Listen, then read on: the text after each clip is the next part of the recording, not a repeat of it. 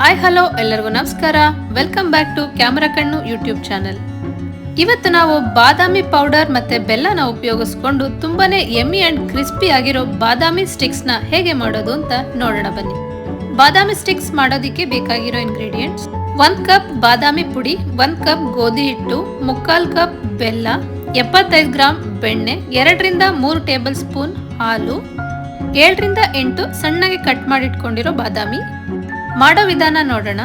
ಮೊದಲಿಗೆ ಒಂದು mixing bowl ತಗೊಂಡು ಅದಕ್ಕೆ 75 ಗ್ರಾಂ ಬೆಣ್ಣೆ ಏನು ತಗೊಂಡಿದ್ವಲ್ಲ ಅದನ್ನ ನೀಟಾಗಿ ಕರಗಿಸ್ಕೊಂಡು ಹಾಕೊಳ್ಳಿ.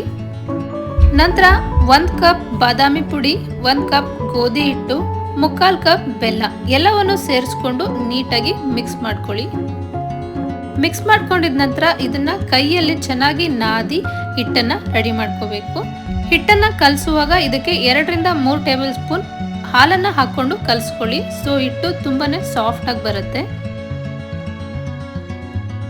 ಇವಾಗ ವಿಡಿಯೋದಲ್ಲಿ ಏನ್ ಕನ್ಸಿಸ್ಟೆನ್ಸಿನ ತೋರಿಸ್ತಾ ಇದೀನೋ ಈ ತರ ಸಾಫ್ಟ್ ಕನ್ಸಿಸ್ಟೆನ್ಸಿಯಲ್ಲಿ ಇರಬೇಕು ಹಿಟ್ಟು. ನಂತರ ಇವಾಗ ರೆಡಿಯಾಗಿರೋ ಹಿಟ್ಟನ್ನ 2 ಬಟರ್ ಪೇಪರ್ ಮಧ್ಯ ಇಟ್ಟು ಅದನ್ನ ನೀಟಾಗಿ ರೋಲ್ ಮಾಡ್ಕೊಳ್ಳಿ.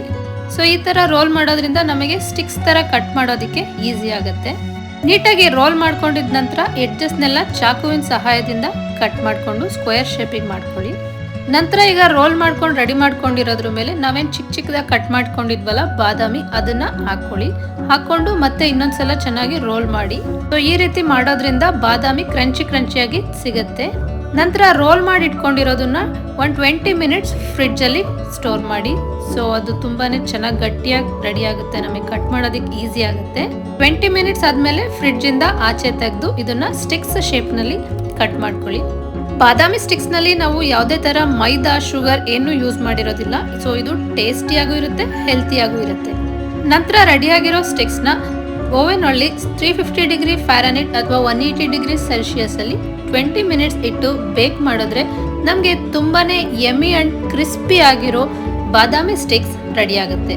ಈ ಬಾದಾಮಿ ಸ್ಟಿಕ್ಸ್ ಟೇಸ್ಟ್ ಮಾತ್ರ ತುಂಬಾನೇ ಚೆನ್ನಾಗಿರುತ್ತೆ. ಒಂದ್ಸಲ ಮಾಡಿದ್ರೆ ಇದು ನಿಮ್ಮ ಮಕ್ಕಳ ಫೇವ್ರೆಟ್ ಸ್ನ್ಯಾಕ್ ಆಗೋದು ಖಂಡಿತ.